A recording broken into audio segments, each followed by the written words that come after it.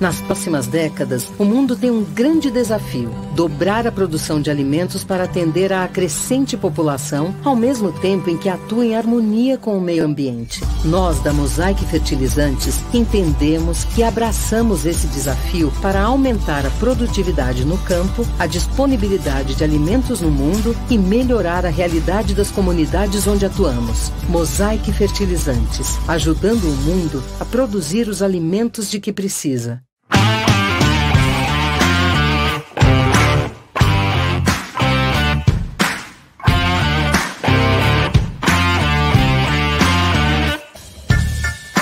Através da nossa plataforma, impulsionamos o desenvolvimento de profissionais, compartilhamos experiências e fomentamos o ecossistema de inovação, aproximando pessoas e empresa.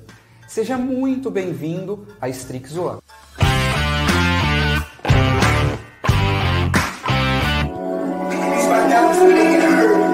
Aqui você vai encontrar diversos programas e minisséries em vídeo e podcasts, webinários e transmissões, cursos e treinamentos sobre temas técnicos, artigos, publicações e palestras dos eventos mais importantes da cadeia sucroenergética e agro do país. Junte-se à Strix One e tenha acesso 100% online a conteúdos novos semanalmente em diferentes formatos. Estude no tempo livre e dê um upgrade na sua carreira. Crie conexões com profissionais da sua área, forme parcerias de negócio e divulgue o seu produto para o público certo. Aqui nós semeamos o conhecimento. Você sabia que quase 60% da população mundial já está online? Isso porque a internet nos permite economia de tempo, redução de custos, bem-estar, motivação, entre muitos outros benefícios. Uma pesquisa mostrou que só durante a quarentena a busca por treinamentos online cresceu 130% no Google. E aí, vai ficar de fora da comunidade mais inovadora do Brasil?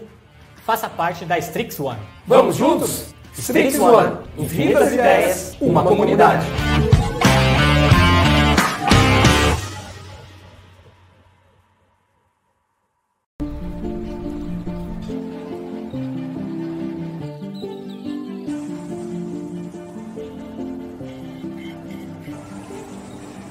Estamos em constante transformação.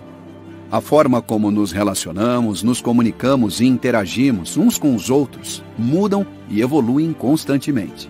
A ciência, as novas descobertas e a tecnologia nos impulsionam a seguir mudando e evoluindo. O que vestimos, o que comemos, o que consumimos, tudo é reflexo dessas transformações. Nossos recursos naturais não são inesgotáveis. Nossos hábitos demandam novas formas de produzir, de governar, de enxergar o planeta e as pessoas. O futuro exige empatia, respeito e consciência. O mundo não se transforma sozinho. Todos nós, em diferentes graus, somos agentes dessa transformação, seja através das nossas escolhas ou através das nossas ações. A pergunta é: de que lado queremos estar? Para que o mundo produza, cresça e evolua com respeito às pessoas e ao meio ambiente, essa transformação precisa vir de onde tudo isso começa, do campo. O futuro que queremos está no agronegócio que produz com consciência, que preserva, que inova tecnologicamente e gera renda. Um agronegócio sustentável, que reduz impactos, que supre as demandas globais e dialoga com todas as etapas da cadeia produtiva e de comercialização. Para isso, precisamos proporcionar espaços para discussões, para estudo, para troca de informações e conhecimentos. Precisamos estar dispostos a criar soluções coletivas, unir pessoas e empresas dispostas a serem agentes transformadores. O momento é agora. Conheça a Datagro e seja um protagonista dessa transformação. Datagro, há 40 anos transformando o agronegócio no Brasil e no mundo.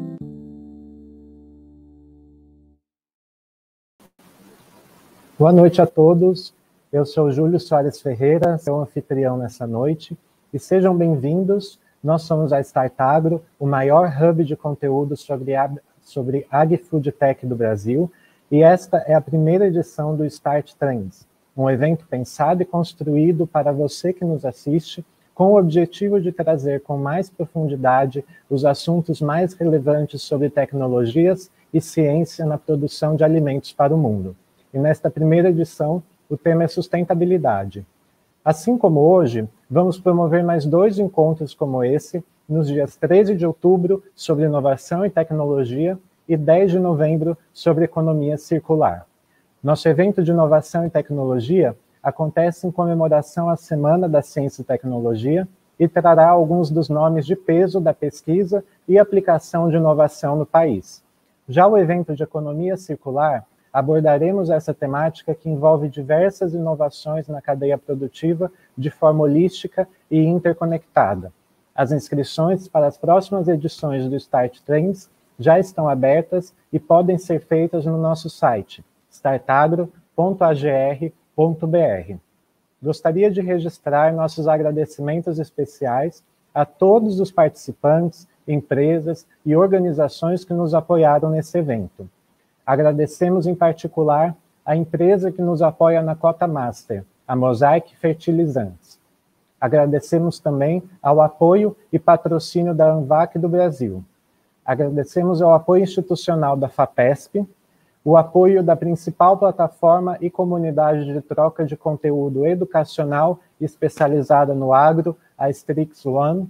Agradecemos os parceiros de mídia oficiais, a revista Plant Project, a AgVenture, o portal de notícias Universo Agro e PSEG.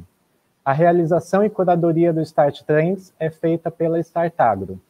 E agradecemos a todos os parceiros de mídia que contribuíram com a promoção e divulgação do nosso evento.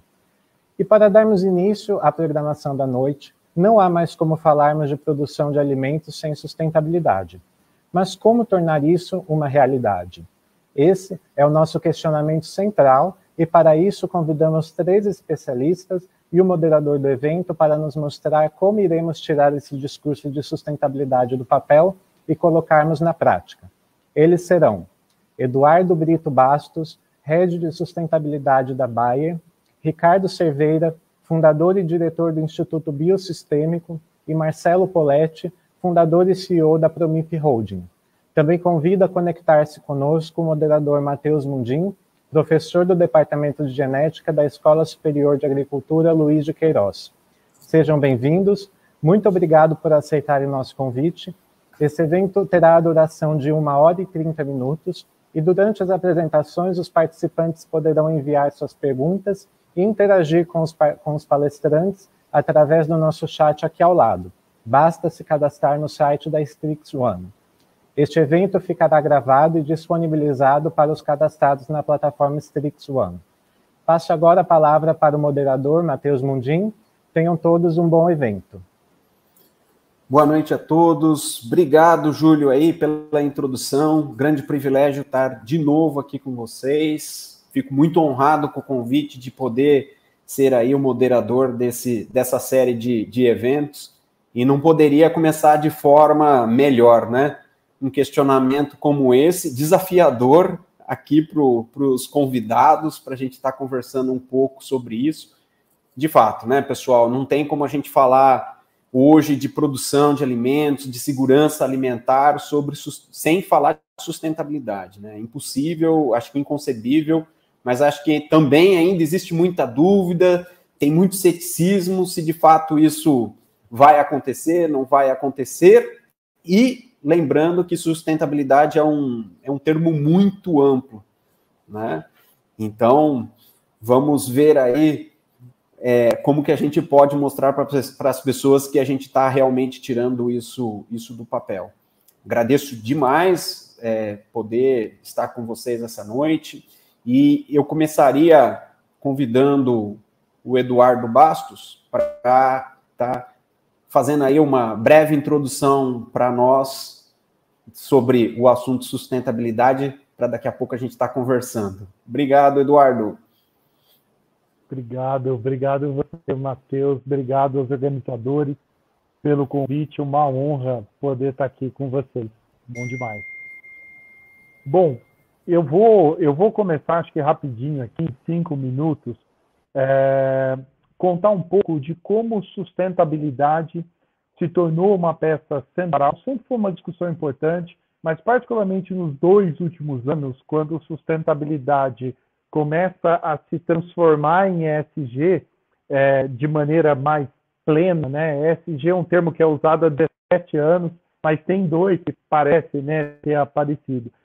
E é muito interessante, se vocês quiserem até pular para a próxima, por favor, a gente olhar essa evolução, né, de muitas empresas, muitos dos setores começaram a trabalhar essa agenda como uma agenda de saúde, segurança e ambiente, né? Era assim, ainda hoje essa área existe em várias instituições, né, como a HSE, a HCQ, então de qualidade, mas foi aí, né, que começou uma parte dessa discussão. Em paralelo, né, começou uma discussão também muito forte de um engajamento social mais forte, de conversar com as comunidades, né, onde você tem, por exemplo, né, quem tem planta ou fábrica, a gente chama de planta, né, as fábricas, no termo mais usual.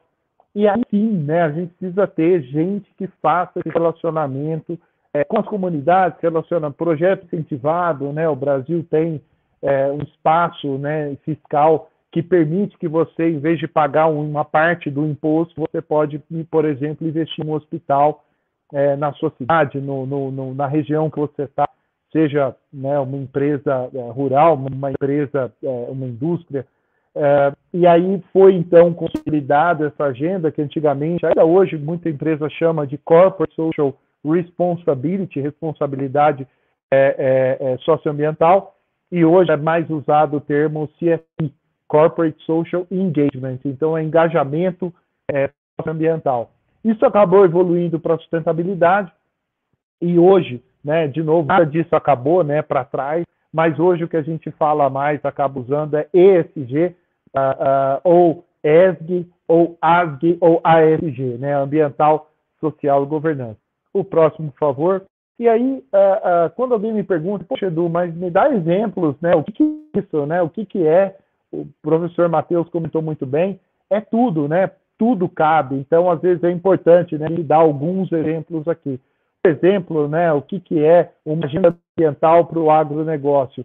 Obviamente é uma agenda que fala sobre defensivos agrícolas, que fala sobre o uso de biotecnologia, que fala sobre o uso de água, que fala sobre emissões, que fala sobre energia.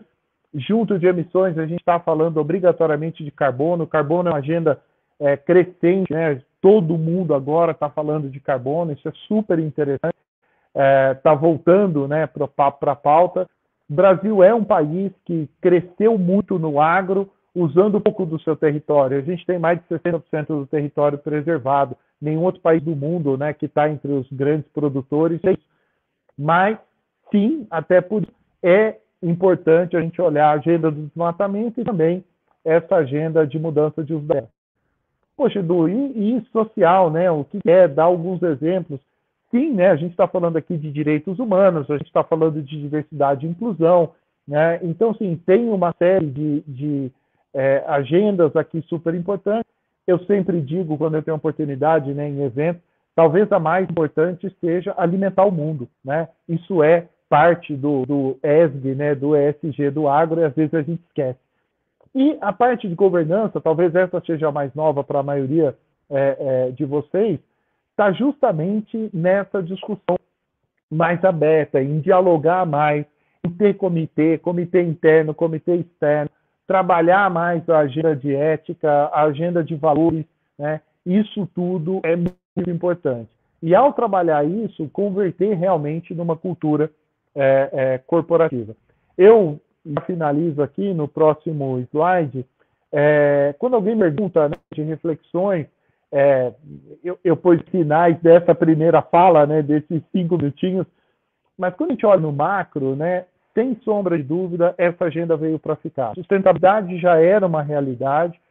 Hoje, dificilmente, você tem uma empresa, por exemplo, vai para a Bolsa, se você não tiver uma agenda, se tiver uma pessoa cuidando dessa agenda, você nem vai, né? Você nem é eleito para poder participar desse jogo.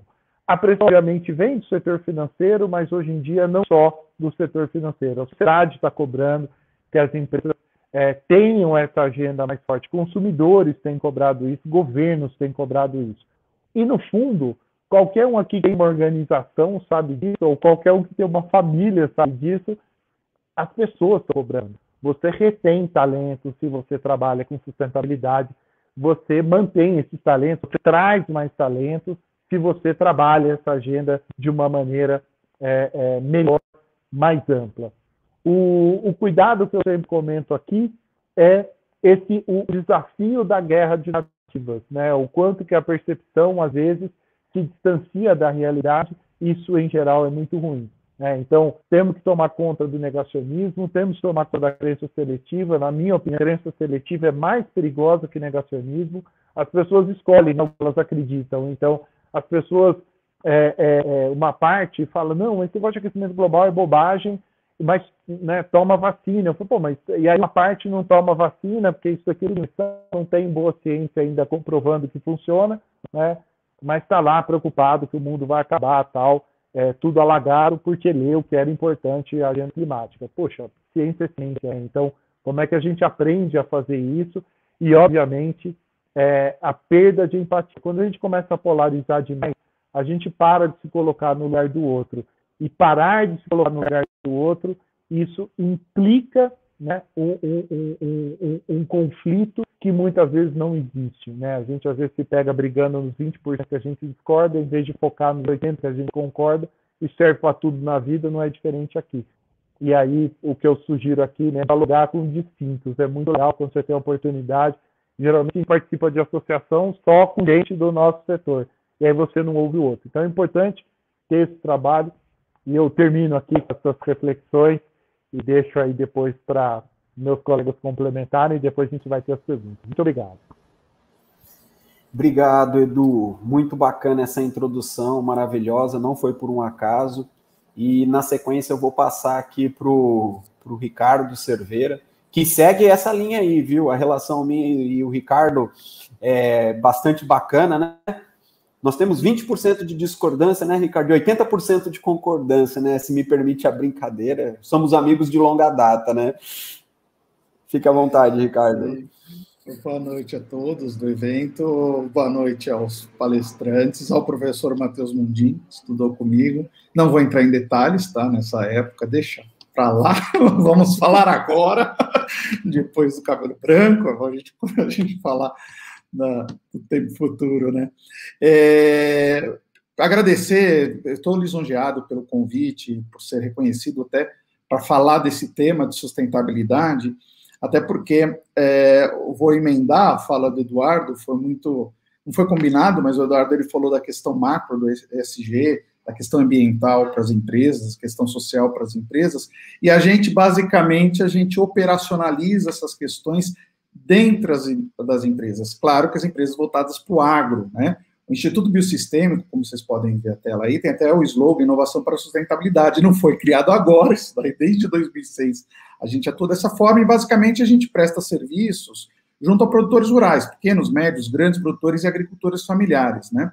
E eu não vou entrar no mérito do IBS em si, mas que, ao longo da nossa vida, a gente criou ferramentas para atender essas demandas que envolvem tecnologia, ao produtor, ao fornecedor, por exemplo, fornecedor de soja, ou ao parceiro de uma indústria de insumos, aliado a questões relacionadas à sustentabilidade. Então, a gente criou uma das ferramentas, tem várias formas da gente trabalhar a operacionalização da sustentabilidade, do ESG, por exemplo, junto aos fornecedores, isso é importante, e uma delas a gente criou, nós não somos uma empresa de software, mas nós criamos por questão de necessidade, então ela é muito mais acoplada com a realidade do dia a dia. Então, nós criamos uma plataforma digital que procura solucionar um problema, principalmente das empresas para com esses fornecedores, que é potencializar os resultados dos produtores rurais em termos econômicos, sociais e ambientais. Mas como é que a gente faz isso? A gente criou concebeu uma plataforma digital para apoiar o gestor de grupos de agricultores. Então, eu tenho lá uma empresa de café, de torrefação de café, eu tenho meus fornecedores exportadores de café, eu tenho que fazer uma pegada sustentável por exigência de mercado, como foi colocado na palestra anterior, eu tenho o Agro3, que permite eu adequar essa necessidade de organização dessas informações junto aos produtores de forma clara e digital. Então, eu conheço antecipadamente o potencial produtivo, gerencio protocolos de certificação, monitoro a sustentabilidade das produtoras e apoio o produtor no como fazer, né? Você vê do ladinho direito ali um um relatório, mas eu vou entrar mais em detalhe, apesar de 5 minutos, eu vou tentar apresentar para vocês. Esse AgroTracer é um digital na web, tá? Só que tem um aplicativo, a gente hoje já operacionaliza o aplicativo Android, estamos lançando em breve para iPhone, para iOS, a gente faz toda a gestão pela web, e através dessa gestão eu entro com planos de ações junto aos produtores rurais, exatamente para eles se adequarem a essas necessidades que existem no mercado, que hoje tem essa pegada sustentável muito forte, e é exigida isso não só de produtores rurais brasileiros, mas no mundo inteiro, né? Como é que a gente faz isso? De uma forma muito simples, eu vou na propriedade, o IBS segue na propriedade, faz um diagnóstico da fazenda, da área produtiva aí, da propriedade como um todo, olha, faz um relatório de desempenho, esse relatório de desempenho está acoplado nos protocolos que a gente está medindo, entendeu? Faz um plano de ação, vai com a orientação técnica e entra na gestão da produção. E esse olhar todo, olha a qualidade da produção, a produção em si, quantidade, etc. e tal, a rastreabilidade, planejamento de produção e sustentabilidade. Essa pegada, esse método, está tudo acoplado nessa plataforma digital. E junto com isso, da onde vem o embasamento? Não só o embasamento de boas práticas de produção tradicional, mas como protocolo de certificação e de sustentabilidade. Então, você tem Global Gap, o próprio orgânico, os 3S, Rainforest Alliance e outras que existem e outras que estão por vir. Dependendo da necessidade comercial, eu tenho uma exigência para ser adequado no produtor. A grande maioria delas tem muito sombreamento de informações, e nós consideramos isso. Então, eu tenho protocolos que falam a mesma língua, muito próxima, consigo acoplá-las juntas para fazer uma mesma ação junto ao fornecedor ou ao produtor rural, né? Então, eu tenho relatórios de sustentabilidade que apontam os resultados do levantamento de indicação do grau de conformidade. Se vocês olharem, tem aqui o grau de conformidade conforme questão ambiental, produtivo, social. Esse, nesse caso, é um relatório específico ambiental, produtivo, social, mas eu posso entrar em governança, eu posso entrar em determinados indicadores, os indicadores estão aqui, por exemplo, tá? Que tira uma pontuação, uma análise de desempenho do produtor com relação àquilo que ele faz. E, em seguida, eu venho com... daí eu tenho também uma comparação entre os protocolos. Então, aquele produtor, aquela fazenda, como é que ela está frente aos protocolos, por exemplo, de Fair Trade, orgânico, Global Gap, Rainforest, que são exemplos, tá? Nos aspectos ambientais, sociais, produtivos, questão de registros. Então, me permite, inclusive, fazer a gestão de para onde eu posso seguir, conforme a necessidade que eu tenho de mercado e conforme o protocolo que está sendo exigido de mim. Daí, posteriormente a isso, como nós informamos, a gente vem com um plano de ação que basicamente orienta o que fazer e como fazer, propondo prazos, o que deve ser feito primeiro, isso que é importante. Não adianta também um relatório dizendo, nossa, tem que mudar toda a fazenda. Não é assim. Eu tenho que priorizar aquilo que eu preciso me adequar frente à gravidade, urgência, abrangência. Eu tenho que definir para as resoluções itens classificados como não satisfatório ou em não conformidade. Não conformidade é aquilo que não consigo avançar para o protocolo. Não satisfatório eu posso melhorar. E isso depende de energia. Energia, eu digo, de algumas mudanças, algumas características técnicas que o produtor tem que fazer. Então, aí permite aquilo que é mais urgente, aquilo que é mais abrangente e grave para eu tocar. Isso que é importante no plano de ação. E quando algo é geral, de um grupo, de um coletivo de produtores, sei lá, de produtores de café ou de soja, aí a gente faz orientação técnica coletiva para determinado assunto. Então, eu faço, por exemplo, planejamento de produção em conjunto, rastreabilidade, trato alguns temas específicos de boas práticas de produção que envolvem a sustentabilidade, gerencial, inclusive, adequação à certificação, que é objeto do coletivo daqueles produtores, até por questões de logística, isso é mais fácil. Também vou a campo, eu levo o profissional nosso, vai a campo, aqui está discutindo a questão de caminhão, de transporte, então eu implemento o caderno de campo, rastreabilidade, tudo no sistema, a gente faz isso no sistema, que fica com o gestor do projeto, com o fazendeiro, que pode ser o gestor ou não, e com o nosso profissional. Então, a gente faz todo o desenho de processo, otimiza recursos e etc., né? E a gente vem com algumas orientações específicas técnicas, utilizando nosso ferramental. Antes de terminar, não vale terminar antes, estamos querendo terminar já. Vamos lá. Laboratório móvel. Esse laboratório móvel, no caso de agricultura, a gente faz toda a coleta e a análise rápida que é possível, de fertilidade, qualificação de solo, física e química. A gente coleta solo para levar em laboratório credenciado no Ministério da Agricultura. A gente faz vários parâmetros, em pecuária também a gente faz, vários parâmetros técnicos que permitem direcionar a orientação técnica que o profissional, pode ser o próprio unidade móvel que faça, ou o profissional que está na fazenda, ou o profissional futuro, outro extensionista, etc. Né? Aí eu finalizo dizendo que o IBS está localizado em várias regiões do país, principalmente nós temos escritórios nossos em Piracicaba, São Paulo, temos em Londrina, no Paraná, em Natal, no Rio Grande do Norte, em Campo Grande, do Mato Grosso do Sul. Mas a gente atua no país inteiro, a gente tem escritórios de projetos espalhados no país inteiro, e para quem quiser conhecer o nosso trabalho, tem o site aí, www.biosistemico.org.br. Eu não sei se eu estourei meu tempo. Professor Matheus, muito obrigado pela oportunidade. A gente fica, então, para as dúvidas e questionamentos que o pessoal possa ter. Maravilha, Ricardo. Bacana. Começamos a tirar as coisas do papel. Já estamos aí começando com a assistência técnica, a orientação ao produtor. Perfeito. Muito bacana. A gente já vai vir... A gente tem muito questionamento em cima desse assunto, né? Perfeito. Mas antes...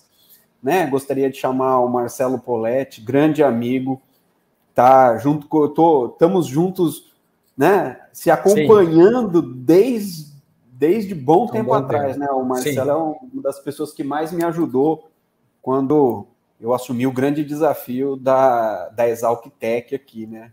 O Marcelo já era bem mais experiente que eu, ajudou bastante. Marcelo, muito bacana.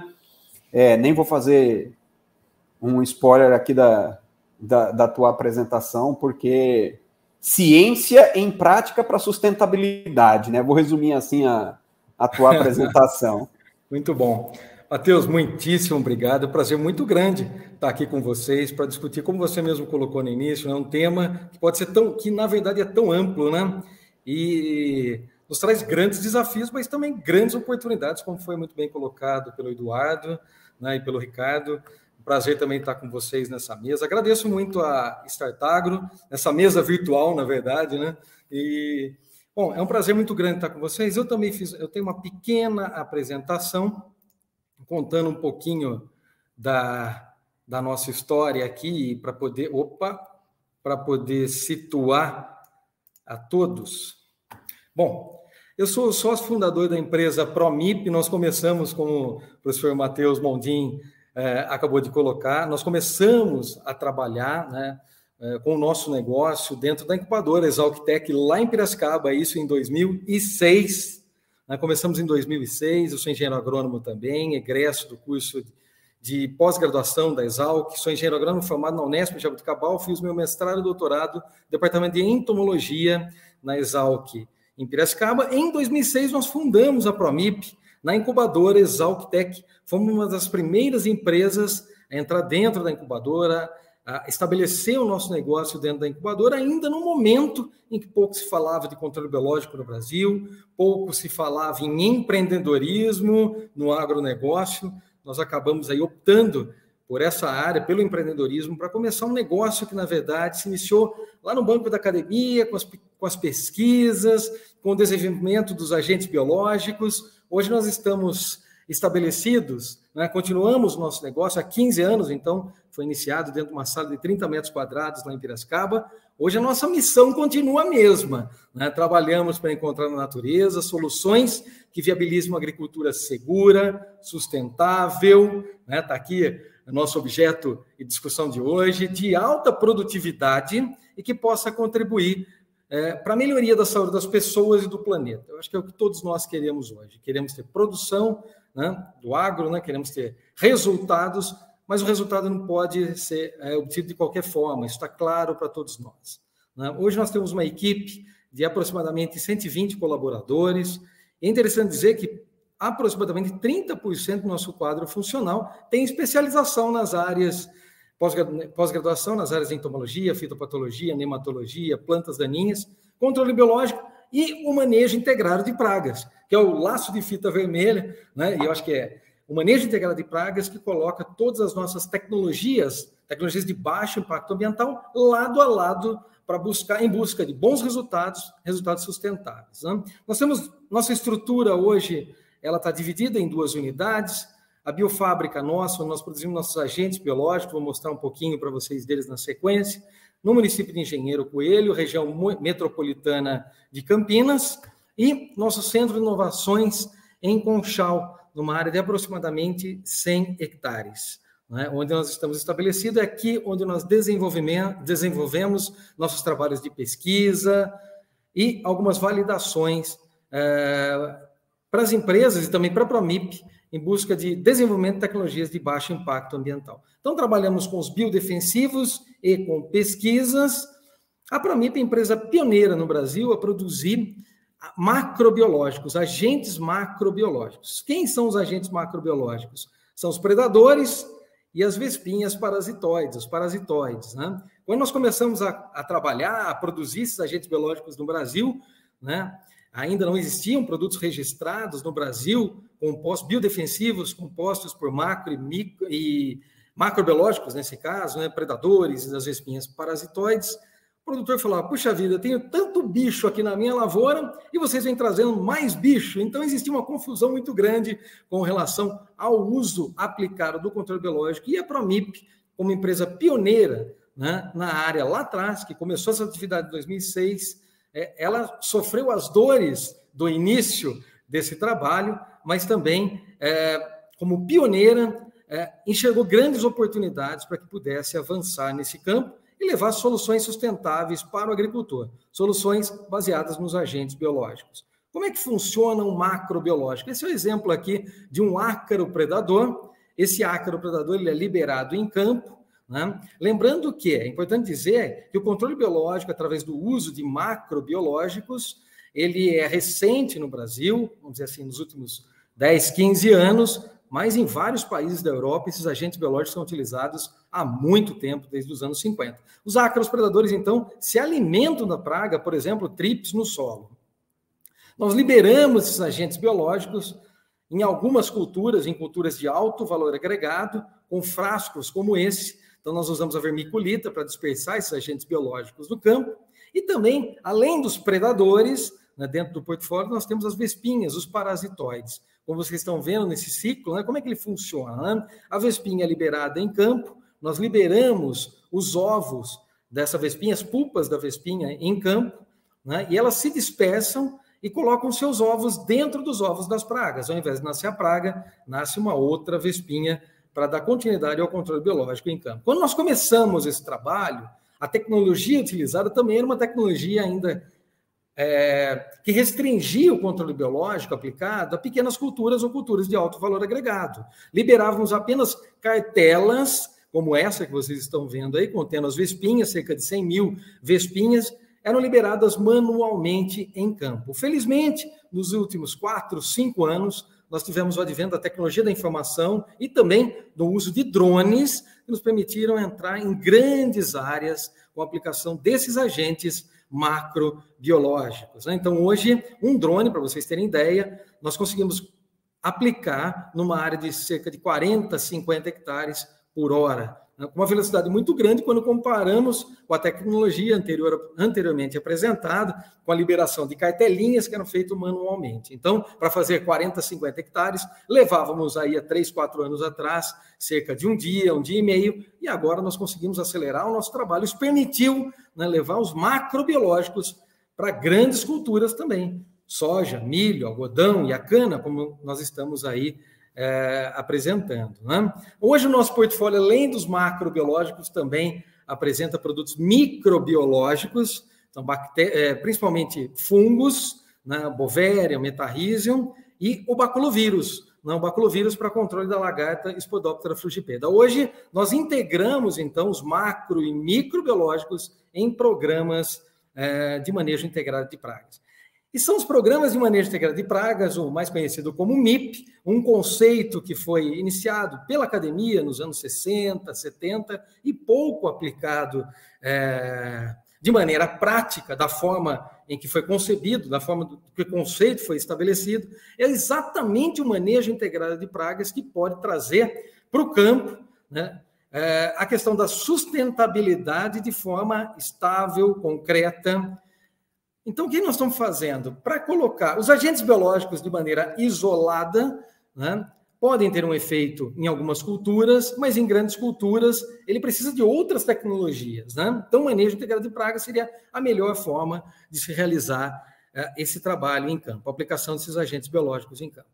Há cerca de 2 anos, nós iniciamos uma plataforma no nosso Centro de Inovações, em Conchal, denominada MIP Experience. A ideia é transformar o conceito de manejo integrado de pragas, que não deve parar só na questão do tratamento fitossanitário. Os conceitos de manejo integrado de pragas envolvem também questões sociais, ambientais, econômicas, né? Então, ela deve ser colocada amplamente para ser desenvolvido dentro da propriedade de uma forma de gestão integrada. Então, nós iniciamos uma plataforma onde nós temos hoje a colaboração de cerca de 20 empresas no desenvolvimento deste hub, que é um hub que reúne tecnologias de baixo impacto ambiental, né? Nós estamos com foco, então, no manejo integrado de pragas, em áreas demonstrativas, onde nós aplicamos todas essas tecnologias de forma integrada. No centro dessas tecnologias, é claro, o controle biológico associado a outras ferramentas estão sendo colocadas em prática. Nosso objetivo é trazer os agricultores, consultores, extensionistas e pesquisadores para vivenciar o manejo integrado de pragas sendo aplicado na prática, através de visitas, treinamentos e de uma plataforma digital também. Nossos objetivos são demonstrar que o manejo integrado de pragas é a prática mais adequada para a obtenção de bons resultados que vão do campo até a mesa do consumidor. Para isso, nós estamos trabalhando com todas essas empresas na construção de um selo específico para identificar o alimento produzido, né, dentro desse programa de manejo integrado de praga. Então, o selo que será validado através de um processo de certificação. Nós temos uma certificadora que nos acompanha dentro desse sistema, que está sendo desenvolvido já no seu 3º módulo em Conchal. Nosso objetivo é estimular a adesão dos agricultores a esse programa, o MIP Experience, a obtenção do selo MIP Experience, proporcionando aos agricultores melhores resultados econômicos, sociais e ambientais. É um trabalho muito difícil e que está sendo construído com apoio também dessas empresas parceiras, é a divulgação para o varejo dos benefícios do certificado MIP Experience, ou seja, da adoção do manejo integrado em campo,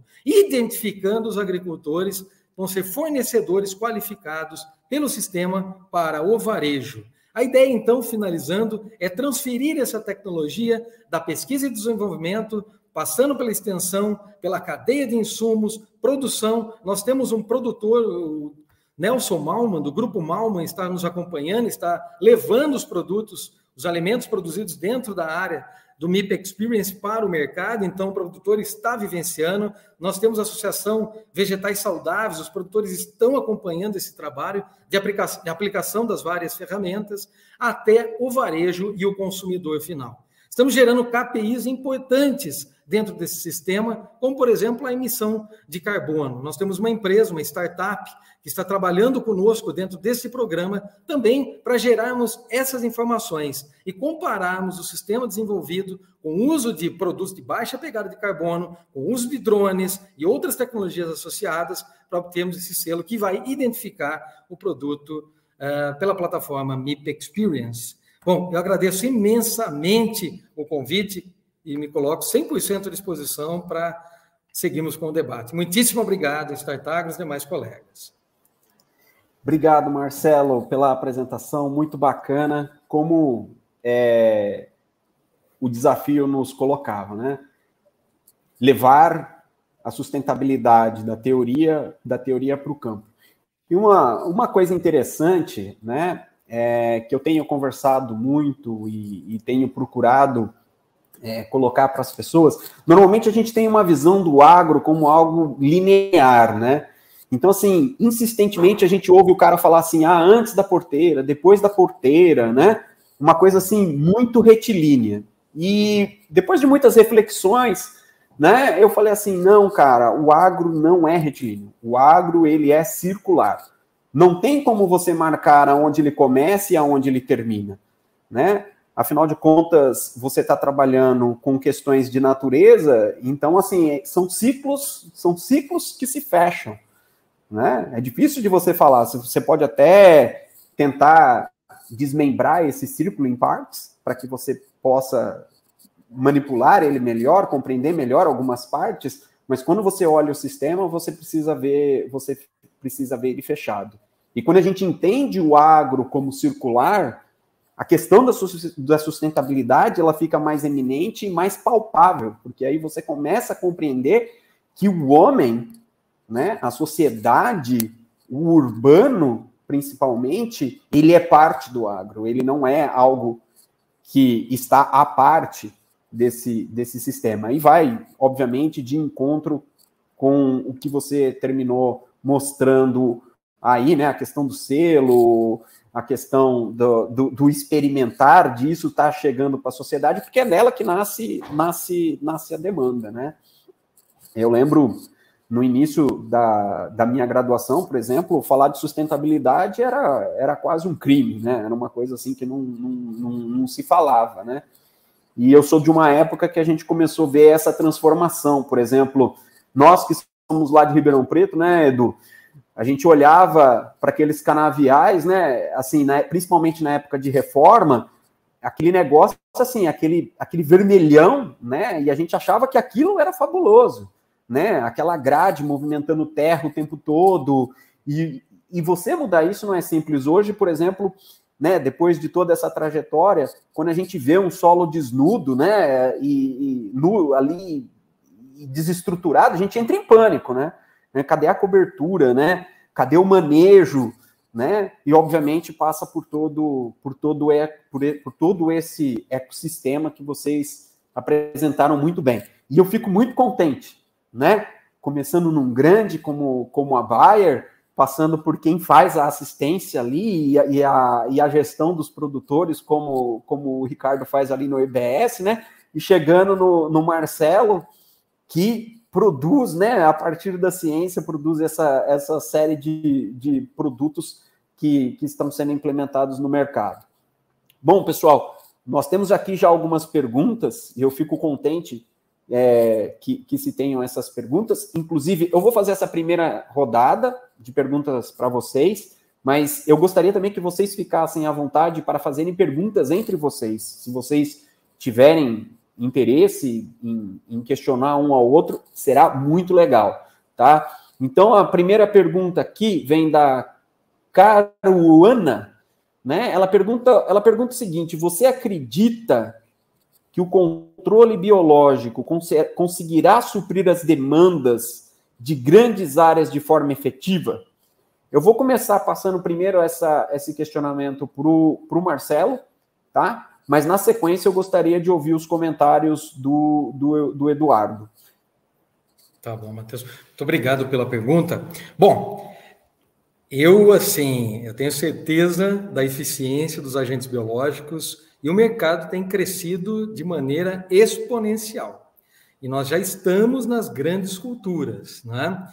Se vocês pensarem, né, nós começamos, a Pramib começou com pequenas culturas de alto valor agregado, mas isso não significa que o controle biológico está restrito a essas áreas, né? Eu apresentei hoje a questão dos drones, o uso da tecnologia da informação, o uso dos drones tem nos permitido, né, aplicação em grandes áreas. Se pensarmos que um dos principais cases no Brasil, né, estão relacionados a uma grande cultura, a cultura da cana, por exemplo, um dos cases, né, que é o uso de cotésia, né, em mais do que 5, 6 milhões de hectares. Então, assim, a resposta é, hoje, nós já temos o controle biológico em grandes áreas. Agora, veja bem, o controle biológico não vai ser a solução para todos, ele não é um remédio, uma solução que resolve tudo de maneira alguma. Tanto é que eu terminei minha fala falando do manejo integrado de pragas. Nós acreditamos na integração das ferramentas de controle, né? É possível, sim, se aplicar fungos, bactérias, vírus. Nós estamos vendo isso, esse grande crescimento, e esse crescimento tem se dado nas grandes culturas também, tá? Hoje, nas grandes culturas. Ano passado, nós fechamos o faturamento do setor na ordem de 1,2 bilhões de reais, né? Com um crescimento, né, exponencial, quando comparamos o ano anterior em torno de 650 milhões, o ano anterior, 2017, 2018, com 350 milhões, quer dizer, um crescimento significativo. Isso nos mostra um interesse, né? E outra coisa, a questão do número de produtos que estão sendo registrados hoje, né? Nós tivemos esse ano, já batemos o recorde no número de produtos biológicos registrados, Não só por pequenas empresas, não só por empresas que produzem macro, mas por grandes corporações, acho que os colegas vão poder falar isso, que também estão investindo no controle biológico. Fechando, o controle biológico não é a solução exclusiva para toda a agricultura para controle de pragas, muito pelo contrário. Nós acreditamos na inserção dos agentes biológicos, dos biodefensivos, dos bioinsumos, na verdade, que vão muito além dos biodefensivos, macro e microbiológicos, dentro de um sistema de maneira integrada. Muito legal. Eduardo. O Marcelo foi tão pontual que dá até dó de falar qualquer coisa e estragar o que ele falou.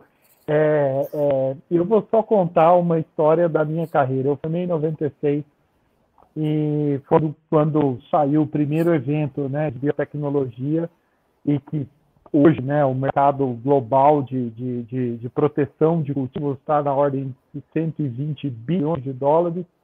60 é biotecnologia, 60 é químico e biológico.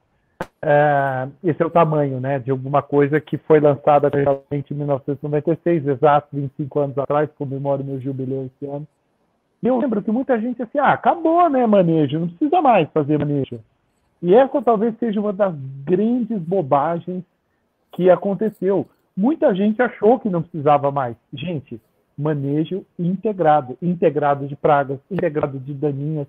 A gente não pode esquecer daquilo que a gente aprendeu. A agronomia está lá mostrando, você precisa trazer ciência, as soluções são integradas, é claro que o produtor sempre vai buscar uma solução melhor, preferencialmente com um custo melhor, mas que funciona. Se for biológico, químico, genético, físico, né, hoje tem muita gente trabalhando nessa área para buscar, né, controle de choque, de planta daninha, existem várias soluções. O que o produtor e que o técnico precisa, né, foi em geral grande informação, é essa caixa de ferramenta disponível para oferecer a melhor solução para cada um dos momentos da lavoura, da vida do agricultor. E é isso que a gente tem que trabalhar como setor, né, de fornecer a maior quantidade de soluções para que o técnico, junto com o produtor, possa escolher a melhor. É um setor que está crescendo horrores, é uma fração do que pode ser, né? O Marcelo comentou muito bem, a gente vê claramente esse crescimento, tanto que várias empresas do setor estão investindo, não tenho nenhuma dúvida que vai ser um setor cada vez maior e mais importante dentro do todo, que a gente chama de proteção de cultivos. Obrigado, Eduardo. Olha, eu ia pegar o comentário de vocês dois para passar a palavra para o Ricardo, para ele fazer um comentário, porque ele que está ali, vamos dizer assim, ele que está ali lidando dia a dia com o produtor. Mas o pessoal já foi esperto, que já mandou pergunta para nós via chat aqui. Ricardo, qual a maior dificuldade em quebrar a cultura de não inserção de tecnologias inovativas por parte do produtor? Seria a aceitação do novo ou o medo da mudança? O que vocês têm sentido nos trabalhos aí de vocês do IBS? Olha, professor, o que eu acho, belíssima pergunta. Antes de entrar nela, eu gostaria só de reforçar que nós, como extensionistas, a gente depende da existência de tecnologia. A gente precisa, seja tecnologia social, tecnologia de produto, não vem ao caso, a gente precisa de tecnologia. A gente percebe não, a gente já é sabido que sem pesquisa a gente não desenvolve tecnologia. E eu vou pegar o gancho da palestra do Eduardo. A gente está passando por um momento muito difícil, no qual a ciência está sendo questionada. E a ciência ela não traz resultados imediatos, você tem que ter um investimento muito grande, você tem que acreditar que através da pesquisa eu lá na frente vou ter algo que seja de interesse e útil para a sociedade. Você mesmo, estando na academia, você deve sentir muito essa dor. No Brasil, infelizmente, ainda nós não temos a cultura de valorização de pesquisa, e te digo, não só na academia, mas nas empresas, infelizmente, várias delas não têm essa pegada, e isso é o que impede um dos travas do nosso desenvolvimento. Agora, feito o desenvolvimento da pesquisa e do produto, da tecnologia, aí vem o trabalho do extensionista, do consultor técnico, do assistente técnico, de levar esse conhecimento, essa informação para o produtor. E o produtor é uma pessoa que tem dependendo, obviamente, do público, da pessoa em si, tem aqueles que adotam a tecnologia, nem perguntam direito, já estão adotando a tecnologia. Tem aqueles mais ressabiados. O produtor agrícola, em geral, ele é um pouco mais reticente. Um pouco pela formação cultural, mas isso vai muito, obviamente, de idade, de região. Mas aqueles que têm maior dificuldade de assimilação, pelo menos o que a gente verifica, não é questão de medo, não. A questão é que vai mudar, vai sair daquela zona de conforto. Hoje eu estou produzindo desse jeito. Só que agora estão me exigindo ou produzir melhor, ou produzir mais, ou produzir com sustentabilidade mais clara, mais nítida. Às vezes vem pegar no pé, é o cliente exigindo certas práticas, preciso de um selo aqui, um selo ali. E isso incomoda, porque eu tenho que sair daquela zona de conforto. Mas tem que entender que a tecnologia veio para facilitar a vida. Então, existe todo esse trabalho que a gente faz com o produtor, demonstrando, inclusive nas ações coletivas, que a tecnologia não está para te dar trabalho, mas sim você precisa aprender com ela para te aliviar o trabalho. E essa é a dificuldade que a gente normalmente tem. Mas tem aqueles produtores que pegam a tecnologia e desbravam de forma clara. Facinho, rapidinho.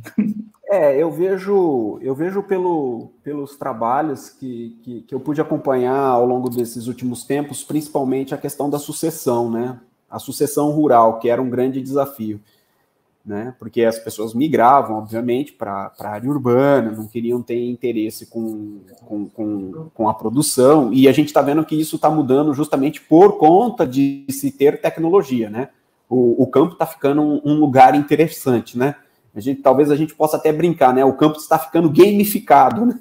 Com tanta tecnologia. Então as pessoas acabam se interessando pelo assunto, né? Então eu sinto, pelo menos nesses últimos 5, 6 anos, que sim, há uma mudança, há uma aceleração, né, na adoção de tecnologia. Existe ainda, sim, muita recalcitrância, né, com relação à tecnologia.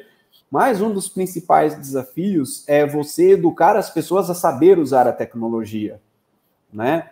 Eu brinquei ontem com um dos meus alunos, né, dizendo assim para eles, olha, saber usar a tecnologia é mais ou menos assim, não adianta você comprar o celular mais sofisticado do mundo e só usar o WhatsApp, né? Você não saber todo o potencial que está ali em volta, né? E o que a gente vê é que às vezes os produtores acabam aderindo à tecnologia, mas eles não sabem como utilizar a tecnologia para tirar vantagem, né, para eles a respeito disso, né? Mas eu acho que é uma coisa que vem mudando gradativamente, e com certeza isso vai evoluir exponencialmente nos próximos anos. Bom, diante disso vem uma outra questão, principalmente com relação à questão do uso das tecnologias, né? Então, a pergunta aqui do Gustavo, vocês acreditam que a questão financeira, ela pode ser uma barreira para a aceitação dessas novas tecnologias, como o controle biológico? Quem gostaria aí de começar essa? Essa eu não tenho para quem mandar de cara. Você vai, Ricardo? Vamos lá. Surgiu, inclusive, hoje a gente estava em discussão exatamente isso. Os produtores que não têm recursos próprios para investir em tecnologia, mas existem outras formas dele conseguir obter recurso para investir em tecnologia, seja através, por exemplo, de crédito agrícola. Então, assim, primeiro ponto é que o produtor tem que ter aquele conhecimento, aquele querer, eu preciso inovar, eu preciso trazer novas tecnologias. Óbvio que você precisa escolher a tecnologia mais adequada. Por exemplo, controle biológico, que eu acredito que seja estritamente necessário, ainda mais no mundo de hoje. O objetivo realmente é trazer produtos de menor impacto ambiental no rural.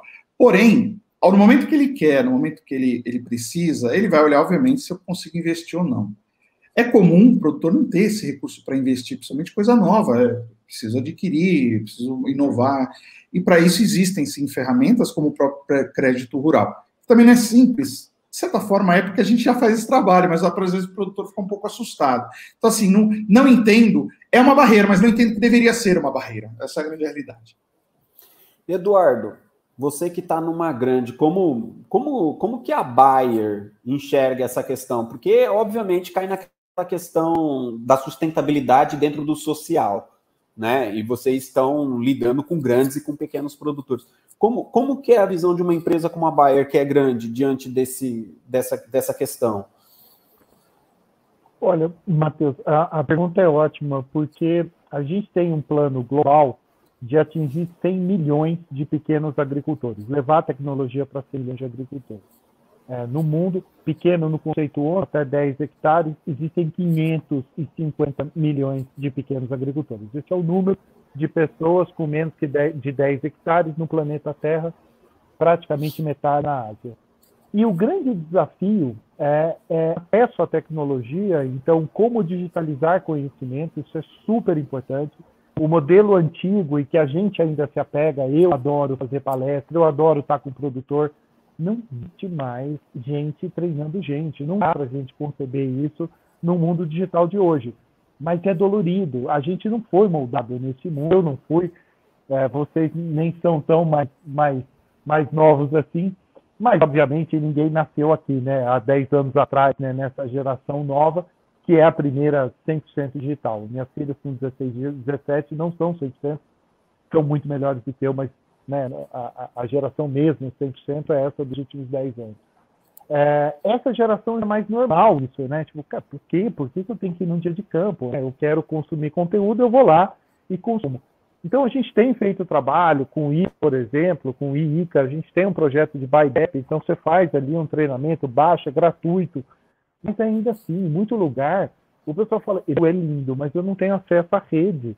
Aí fala, não tem rede 4G, não tem nem 3G. Né? Então, existe um trabalho enorme ainda de conexão do agro para acesso a essas tecnologias, e aí, obviamente, estou falando do pequeno mesmo. O grande, quando ele compra produto, ele acessa. O grande e o médio, no Brasil, na média, 1/3 do dinheiro que ele precisa é público, 1/3 é privado, indústrias como a nossa, quando ele compra, a gente vai lá, ajuda, financia, máquina, tudo mais, e 1/3 é capital próprio. Né? Então, o capital próprio, em geral, ele só investe naquilo que tem certeza que vai ter retorno. Tudo aquilo que é novo, ele vai buscar dinheiro ou do público ou do privado. Né? E aí, de novo, tem um esforço enorme de extensão, que pode ser pública, pode ser privada, pode ser combinada, tem vários, de mostrar custo-benefício. Produtor, assim como qualquer outro, adorei, Ricardo, que você falou gente, né? Então, assim, se tiver custo-benefício, se tiver retorno, ele faz, né? Não existe mais, né? Aquele produtor que o pessoal imagina, né? Que tá lá fumando lá um paieiro, né? Debaixo de uma mangueira e esperando o mundo acabar. O produtor está lá buscando tecnologia, buscando inovação, mas ele quer saber se funciona. Então, a gente precisa levar, né, isso de maneira muito clara. Muitas vezes o que a gente faz, quase a empresa faz isso, você faz o que a gente chama de demo lot, né? Então você pega uma área menor, testa e fala, ó, tá vendo? É isso daqui, você investiu 10, você tornou 20, você ganhou 10. Ó, ok, dá para fazer uma escala, dá, e aí ele monta o seu modelo. Long story short, a TER está virando a TEG, né? Então, assistência técnica e extensão rural, na nossa época, virando assistência técnica, extensão e gestão. O G é cada vez mais importante.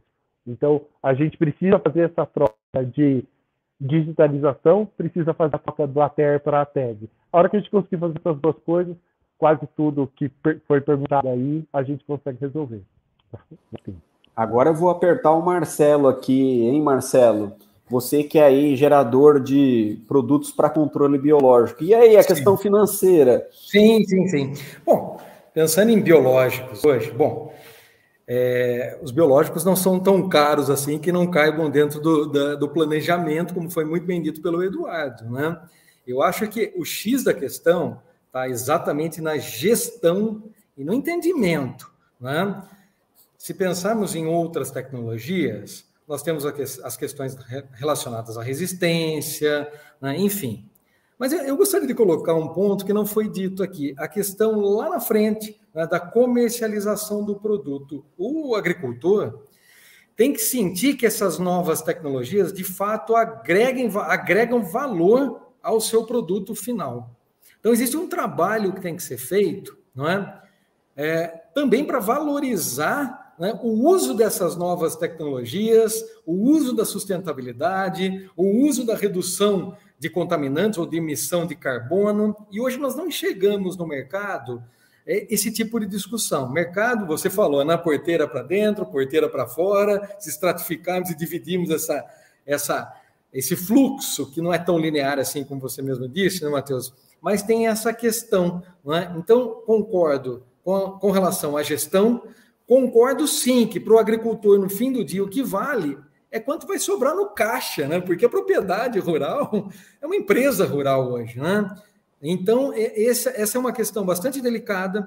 A indústria tem trabalhado para reduzir preço? Não, para mostrar o valor agregado, mostrar a contribuição que essas novas tecnologias trazem para o agricultor. Como você mesmo falou hoje, o jovem, né, que está voltando para o campo, também já tem essa mentalidade. E o jovem tem ajudado muito nessas mudanças de paradigmas, né, e que as questões financeiras são importantes, são extremamente importantes, né? Mas não é um fator que limita se for trabalhada da forma racional e dentro de um sistema de manejo, de gestão.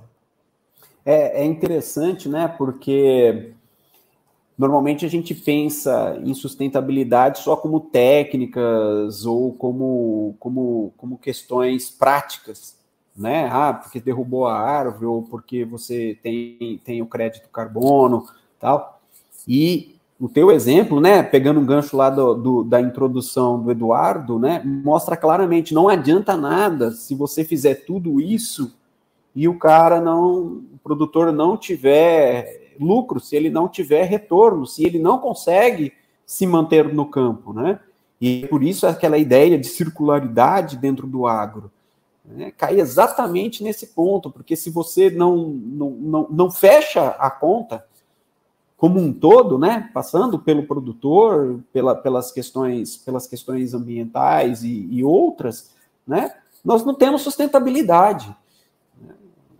E essa ideia de sustentabilidade numa visão mais ampla, ela é fundamental, né, que nós estamos falando de um todo, e que tem um prêmio, né? Quando você consegue fazer isso, toda a sociedade ganha, não é uma coisa que apenas o produtor ganha.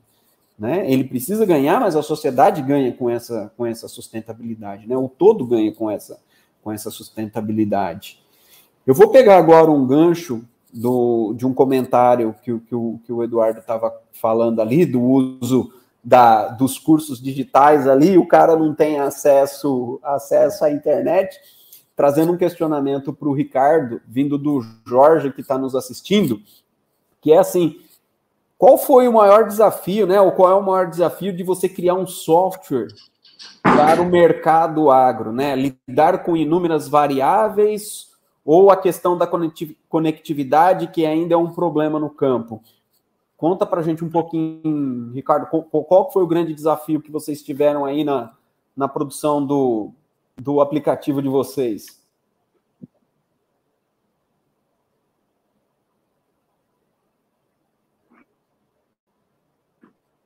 Opa, acho que nós estamos com um probleminha de conexão aí com o Ricardo.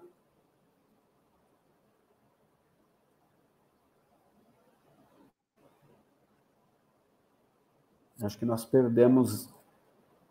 Ricardo, você nos ouve? Bom, caiu bem direto no questionamento, né? O problema da conectividade, né? Nós temos problema de conectividade até dentro da cidade, quanto mais no campo, né?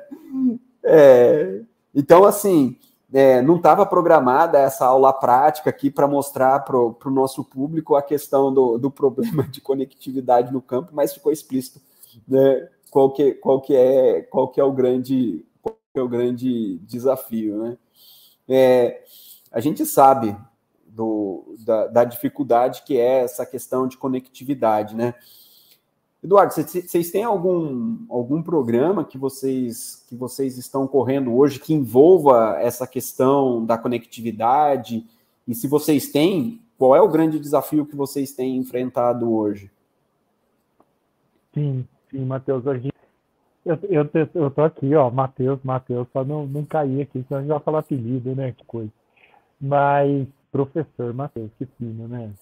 E a gente é membro da Conectar Agro, sócio fundador, E lá atrás, nós e várias outras empresas que ajudaram a criar a Conectar Agro, o foco foi justamente esse, né? Como a gente leva a conexão para o campo, como é que a gente aumenta a oferta de serviços ligados à conexão para o produtor, para que o produtor possa tomar as melhores decisões, para que ele possa reduzir custo, né? Então, isso é um ponto super importante em agricultura, ao contrário do que muita gente imagina, né? Com exceção de alguns setores, obviamente, mas nós estamos falando de commodity, né? Você não tem muita margem, né, para fazer, nossa, vai ganhar uma...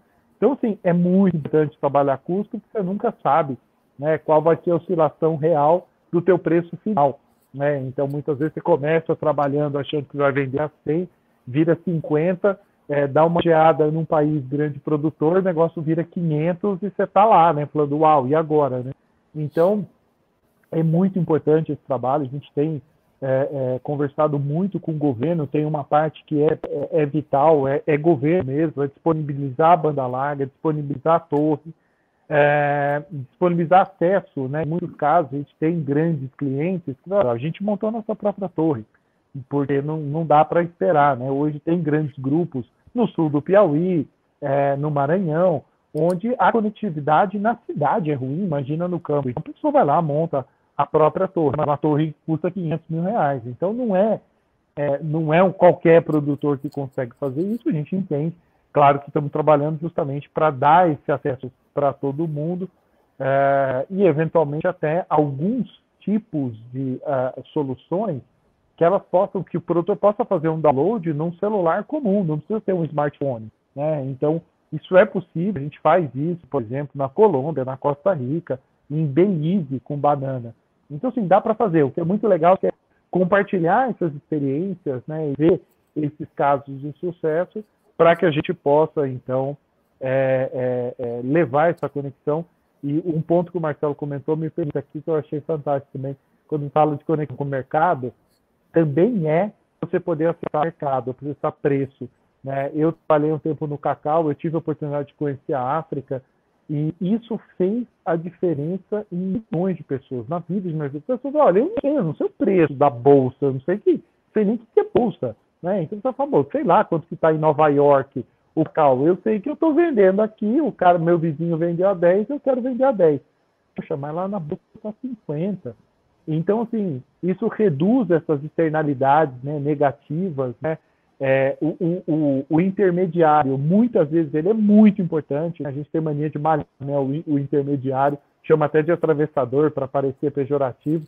Muitas vezes ele é importantíssimo para fazer essa coleta, principalmente pequenos produtores. Se o produtor tem acesso ao preço, quanto que está no Ceasa o tomate hoje? Pelo menos você consegue negociar melhor, né? Então, isso também empodera o produtor para tomar as melhores decisões, eventualmente na compra de insumo, porque ele fala assim, olha, o tomate derreteu, não vou vender nada, não adianta fazer aplicação. E às vezes você até perde a lavoura. Mas você não pode chegar lá e falar, não, mas você vai perder tudo, aplica. O custo da aplicação pode ser maior do que o preço da venda. Então é muito legal, né, imaginar que, de novo, não é só o acesso à tecnologia para usar os melhores produtos, né, mas essa visão circular, né, holística, né, total da produção. E é isso que a gente precisa ajudar cada vez mais, é isso que a gente está fazendo. Olha, eu quero que vocês me corrijam se eu estiver errado, mas eu acho que aqui hoje a gente está lançando um novo pilar nesse desafio da sustentabilidade. Pelo que você está comentando, pelo que o Marcelo já colocou, o Ricardo, podemos falar então em sustentabilidade digital. Né? O agro precisa de sustentabilidade digital também para que ele se torne mais justo. Né? E isso é muito bacana. Né? Eu, particularmente, não tinha ouvido ainda ninguém falar de sustentabilidade digital. Né? Eu acho que, se eu estiver errado, vocês me corrijam, por favor, se eu estou divagando demais. Mas me parece que temos que passar por isso também. Se a gente está vendo um desafio como esse na África, em outros países mais pobres, com certeza a gente tem isso no Brasil, e se isso funciona, obviamente, fica mais justo, fica mais equilibrado o sistema. Ricardo, caiu a ligação, eu vou aproveitar para falar que minha internet caiu, isso porque eu estou na cidade, Fico imaginando no ambiente rural. Fiquem imaginando no ambiente rural, é muito mais complexo que isso. Foi justamente o comentário, o exemplo prático de conectividade, do problema da conectividade. Exatamente. Alguém pode estar assistindo, agora caiu a ligação, caiu o rádio, sinal de rádio, não sei. Porque lá não tem 4G, viu, gente? Não tem nem 3G. É complicado. E aí, Ricardo, rapidinho, qual foi o desafio? Os desafios então, assim, a gente tem uma delas. Claro que a conectividade conta muito, apesar que todo sistema que a gente desenvolve, nós não somos fábrica de software, a gente desenvolveu por necessidade. A gente considera que lá não tem internet, então é tudo feito offline. Só que o produtor, para ter acesso às informações, cedo ou tarde ele vai ter que ir numa base que tem internet. E se ele não tem, aí já complica, porque ele precisa ter acesso a informações que estão na rede, estão na internet. E ele não tendo é um problema. Então, um dos pontos que a gente luta em termos de políticas públicas é dar acesso à conectividade rural. Isso, creio eu, que quando eu caí na ligação, eu vi até comentários do Eduardo sobre colocar torre. O custo de uma torre na África é muito comum, a relação nem ser via internet, via ser SMS, que no Brasil a gente usa pouco, mas lá, como não tem nada disso, é SMS mesmo. Isso é um problema quando pensando na tecnologia hoje que a gente tem disponível, mas deveria estar chegando no ambiente rural. O segundo ponto é a gente não olha o desenvolvimento de software. Coincidência, eu fui programador antes de entrar na agronomia, eu sou agrônomo, mas eu já fui programador em tempos que ainda a tela era verde do computador, não sei se você sabe, mas a tela já era verde, não tinha, monocromática, já fui. Mas a lógica, a ideia é a mesma. Quando eu desenvolvo um sistema, eu não tenho que pensar, eu tenho que entender como funciona na vida real para eu desenvolver o sistema. Ele tem que se adaptar ao que eu preciso, senão ele não vai funcionar. Então, quando a gente desenvolve essas plataformas, em nenhum momento eu falei, não, vamos pensar aqui numa plataforma digital assim, assim, assado. Não, é como é que funciona no campo e como é que eu posso trazer facilidade para quem está usando. Essa é a grande realidade. É aí que você desenvolve a plataforma. Pergunta, eu tenho o sistema pronto? Não, ele sempre vai estar mudando, porque sempre vai ter alguma coisa nova para pensar. Então, desde necessidade de impressão, às vezes tem projetos que a gente precisa imprimir o papel. Coisa maluca, mas lá não tem acesso a digital. O produtor não tem, vai ter que ser papel mesmo, então a gente leva uma impressora móvel, vamos dizer assim, né? Uma impressora acoplada na cintura e imprime na hora uma recomendação, alguma coisa que tem que ter. Então, assim, o desenvolvimento, a maior dificuldade de desenvolvimento de software é você fazer o software olhando o campo, olhando a operação, e não ao contrário, fazer um software para depois encaixar a operação nele. Isso daí não funciona. Tá? Independentemente das variáveis como mencionado. Tem um monte de variável? Tem. Começa com uma cultura, começa com uma região, começa com um tipo de produtor e vai indo. Vai indo. Entendeu? É assim que a gente, pelo menos, entende como seja. E conectividade, eu já falei. É um grande desafio, né? Eu vi uma matéria do Startagro recentemente mostrando o tamanho do prejuízo para o agro brasileiro, que tem sido essa discussão e essa questão da entrada do 5G. Quer dizer, e eu lembro que a matéria mostrava claramente, olha, a China lançou um satélite 6G e a gente está brigando ainda por concessão de 5G, e assim, pode ser que para o produtor chegue 2G ou 3G, quer dizer, tá, tudo bem, na área rural a gente sabe que essas bandas elas podem trazer um grande avanço, mas, cara, é muito tempo. E aí a questão da política pública é fundamental. Isso tem que ser acelerado, porque, assim, os prejuízos anuais são de bilhões de dólares. E a gente poderia estar transformando a vida de muita gente. E aí, o que eu achei interessante daquela matéria foi que o impacto maior não são nos grandes produtores, são nos pequenos produtores. Ou seja, eles estão absorvendo essa tecnologia, mas, assim, eles têm dificuldade porque não há uma ação pública que viabilize a chegada da conectividade para eles, né?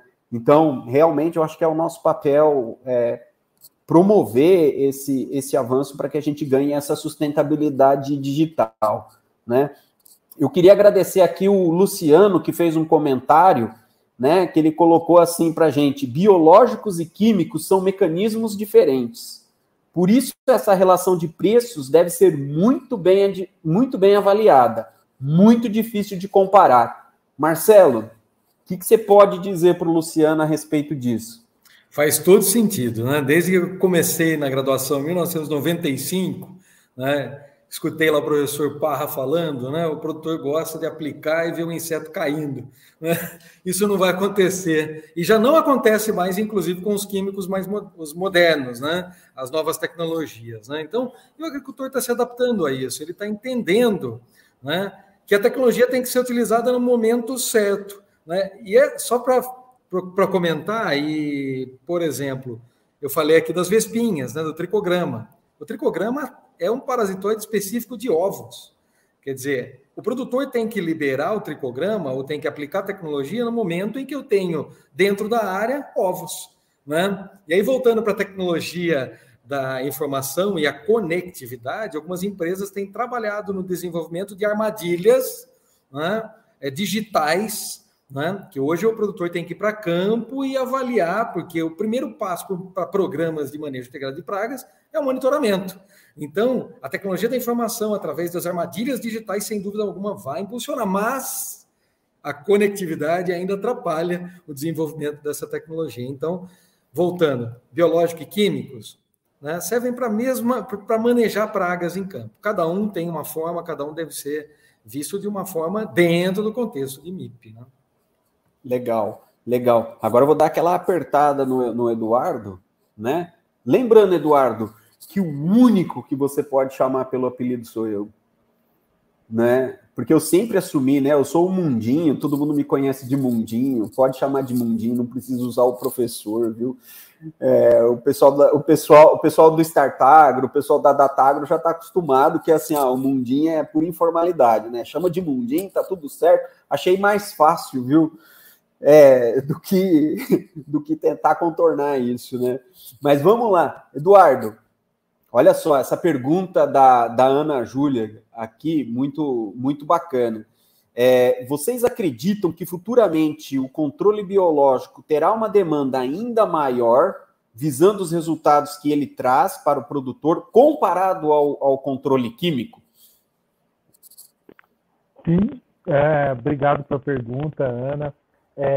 Com certeza, sim, né? A gente vê, de novo, né? Marcelo comentou aqui dos números de crescimento, a quantidade de empresas. Uma coisa que é muito legal e funciona, né, em macro, adorei, né, Marcelo está falando, né, dos tipos, né, e eu tenho visto muito, tenho trabalhado muito perto, né, na parte, principalmente de formulações, né, então isso é uma coisa que há 10 anos atrás você tinha um produto que durava 2 meses na prateleira. Desculpa, a gente vai vender, o produtor, quem vende não quer um produto que em 2 meses você tem que retirar, jogar fora, trocar, ou tentar fazer um novo batch. Hoje em dia, muita empresa que está entrando nisso, muita startup, está olhando como um negócio de, poxa, o que eu preciso? Preciso de estabilidade em prateleira. Então, você precisa trabalhar formulação. Formulação, gente, isso aqui é uma indústria. É igualzinho uma indústria. Só que em vez de ter lá um produto químico que você vai misturar, se é cis, trans, né? Não. É um produto vivo, mas você faz uma bioengenharia ali, é uma biofábrica, mas você tem que levar com todos os processos tão sérios quanto você levaria se fosse uma fábrica química, né? Então, ao fazer isso, você consegue, então, poder oferecer uma gama maior de soluções e, obviamente, funcionando, o produtor vai consumir cada vez mais. Digo de novo, a Bayer é a número 1 nesse setor. De proteção de cultivos, né, global, aqui número 1 também no Brasil. A gente tem desenvolvido uma das estratégias de sustentabilidade, né, eu comentei aqui de 100 milhões de produtores, a gente tem 3, 30, 30, 100. Reduzir 30% as emissões de gases de efeito estufa, reduzir 30% o impacto ambiental e melhorar a vida de 100 milhões de pequenos agricultores. Gente, quando uma empresa como a nossa diz que vai reduzir 30% o impacto ambiental das nossas próprias tecnologias, o que eu estou dizendo, em última instância, é, sim, eu vou ter que mudar o perfil dos meus produtos, eu vou ter que mudar tipo de solvente, eu vou ter que incluir cada vez mais outras soluções que não só as químicas, né? E a gente está fazendo isso, a gente está indo nessa direção e é muito bom ver, né, esse ano, 2 das concorrentes principais nossas também lançaram seus planos e também estão colocando reduzir entre 20% e 30% o impacto químico. Então, é muito legal, tem muita ciência por trás, né? Isso daqui é o chamado EIR, né? Environment Impact Reduction, se tiver interesse. Embrapa, lá em Jaguariúna, tem vários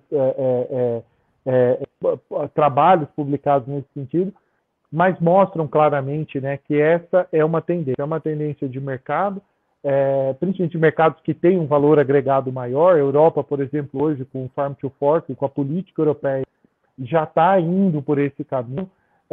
Outros mercados que têm um preço premium vão também por esse caminho. Então, vai acontecer, vai crescer, não tenho nenhuma dúvida, e a prova disso é ver até as grandes empresas também se movimentando, né? As pequenas têm até esse pique mesmo de startup, é legal ver e é importante, né? Mas uma empresa grande, quando toma uma decisão dessa, a gente leva 10 anos, né, para tomar uma decisão. Para eu desenvolver um produto novo, eu levo, né? Eu preciso começar a pensar hoje, colocar 350 milhões de dólares, daqui 10 anos eu vou uma molécula. Eu vou precisar 300 mil para chegar em uma, né? Então, porque eu tenho esse prazo, eu preciso começar a pensar hoje o futuro daqui 10 anos. Então, é isso que está acontecendo. Muito legal, muito legal. Ô, Marcelo, e como que vocês veem essa demanda, né, aumentando cada vez mais, né, comparado com o controle químico? Como que é a percepção de vocês, da Promip? Qual que é a expectativa? A expectativa é extremamente positiva, mas veja bem, se compararmos o mercado de controle biológico com o controle químico, né, nós temos 10, 12 bi de dólares nos químicos e cerca de 1 bi de reais ainda nos biológicos, nós somos muito pequenos. Mas a tendência, as expectativas é chegarmos em torno de 3 bilhões, mais ou menos, daqui a 5 anos. Ou seja, esse crescimento, ele vai no quê? Ele vai na eficácia em campo, nós já falamos aqui, fatores econômicos são extremamente importantes. A questão da sustentabilidade hoje é importante que se diga, né? Fatores econômicos são importantes, mas o agricultor já começou a enxergar, né, que o uso de ferramentas de baixo impacto vai trazer benefícios no médio e longo prazo. E esse tem sido um fator também no campo importante para o crescimento do controle biológico. Outro ponto, já citei, é a questão do número de empresas, né, que nós temos no Brasil hoje. Se olharmos para esse mercado há 3 anos atrás, nem vamos para a década anterior, vamos para 3 anos. A mudança é extrema, o crescimento, o número de soluções biológicas, de ferramentas biológicas, cresceu bastante. Nós precisamos aumentar ainda o número de agentes biológicos. Nós temos muitas empresas produzindo os mesmos agentes biológicos, precisamos aumentar, né, para atender diferentes alvos, enfim. Então, a expectativa da indústria é extremamente positiva e está na mesma linha do que a gente enxerga no campo. O que está acontecendo hoje, de fato, eu só colocaria o ponto seguinte, né? O produto futuramente, eu acho que o futuro já chegou, né? Nós já vivemos um momento completamente diferente. Agora nós temos que tomar alguns cuidados.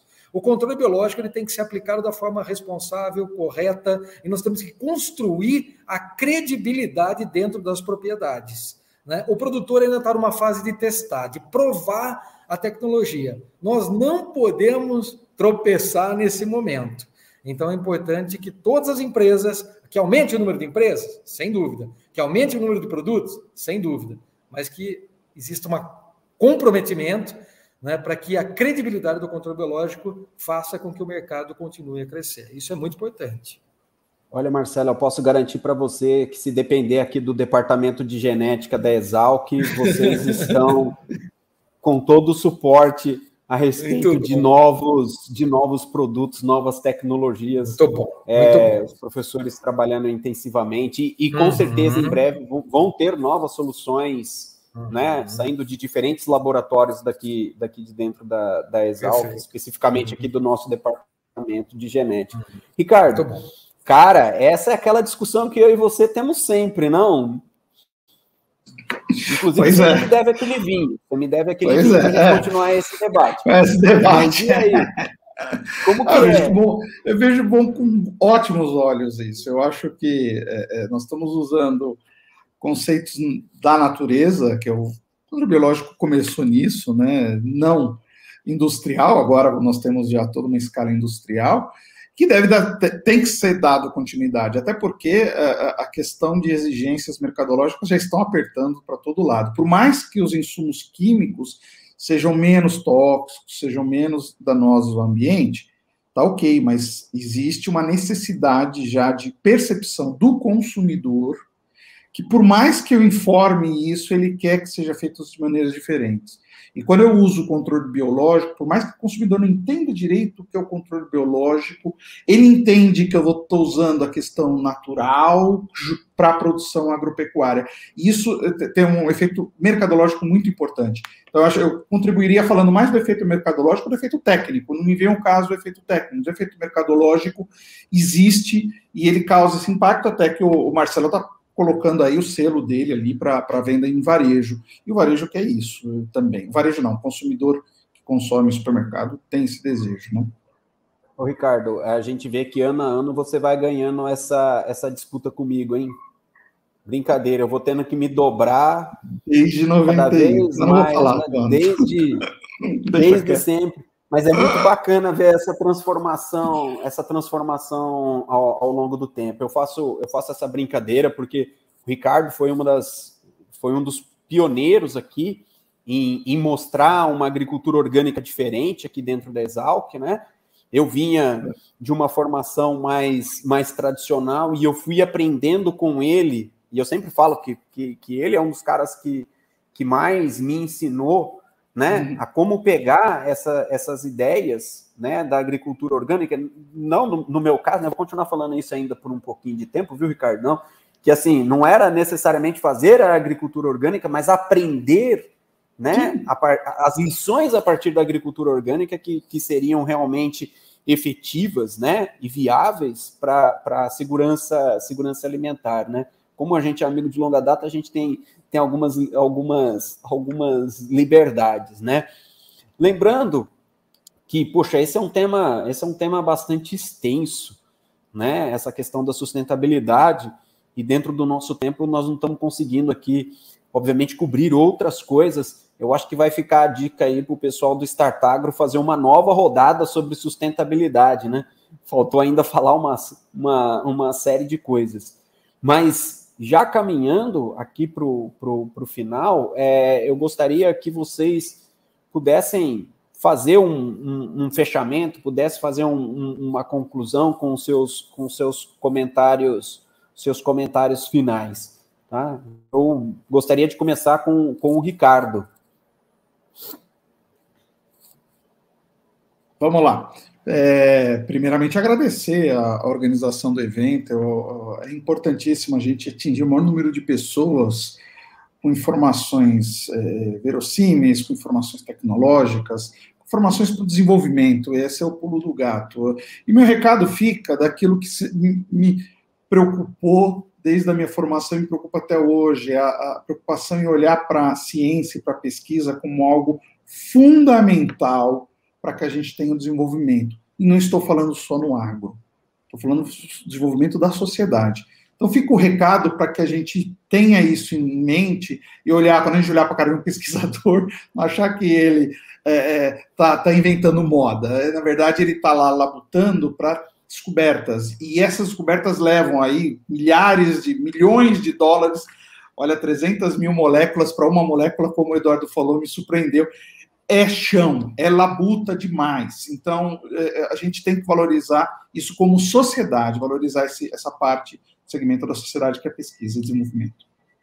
Eu agradeço, Ricardo, aí, e muito bom, né? Até título de esclarecimento, né? Tudo que a gente faz dentro da ciência, principalmente do agro, né? É sempre buscando o bem-estar da sociedade, não só do produtor, né? Então, as pesquisas que estão no meu laboratório, as pesquisas que estão em todos os laboratórios aqui do departamento de genética, do departamento de entomologia, que é onde o Marcelo se formou, né? É sempre focado, cara, na solução de problemas, na solução de coisas que tangem a sociedade, e sempre preocupados com o melhor, né? A ciência de forma alguma, e em momento algum ela tem uma visão diferente que não atender a sociedade. Então, muito obrigado, Ricardo. Fundamental o seu comentário. E, reforçando o que você falou, precisamos valorizar muito.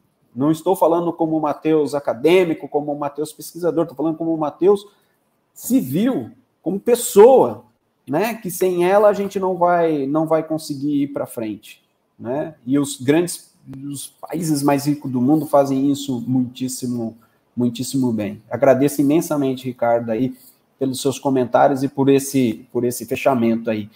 Marcelo,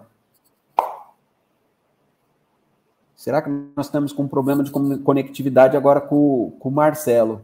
Ele está ali meio paradão, assim. Está meio atônito. Voltou. Resolvemos o problema da conectividade. Marcelo, por favor, seus comentários.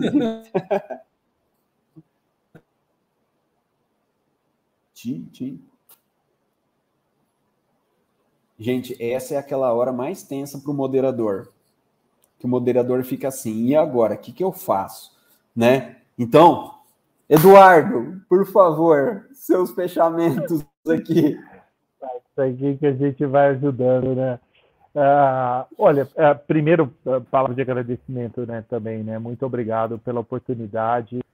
Delícia estar aqui, né? Ouvir, aprender, eu faço sempre muito rico poder fazer isso. Espero que mais gente possa ouvir, possa interagir depois. A gente está sempre aqui de portas abertas e que a gente possa construir juntos. Para mim, esse é o mais importante. Isso é uma parte essencial de sustentabilidade. Eu sempre brinco na empresa, às vezes o pessoal, pô, Edu, mas você vai conversar com concorrente para projeto?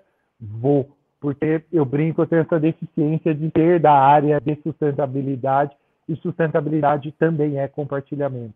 Se a gente não entender que o desafio é grande demais para alguém achar que vai fazer sozinho, a gente está indo para o caminho errado, né? Então, como trabalhar cada vez mais junto, cada vez mais integrado, sim valorizando ciência, sim valorizando extensão, sim valorizando o público, sim valorizando o privado. É na união das coisas que a gente vai conseguir achar as soluções dos problemas mais complexos, né? Geralmente está aí, está na união dos conhecimentos, não está no conhecimento sozinho, separado, cada um no seu silo. Ontem, né, eu tive a oportunidade de estar com o Matheus em Pia, uma delícia, e a gente falou, né, da Torre de Marfim, né, daquele que se acha, né, de porque eu na empresa, porque está não sei o que, eu todo de achar que está na Torre de Marfim. Vamos derrubar muro e construir cada vez mais ponte. É isso que a gente precisa como agro, essa é a essência da sustentabilidade, na minha opinião, que a gente fez hoje, e por isso eu agradeço mais uma vez.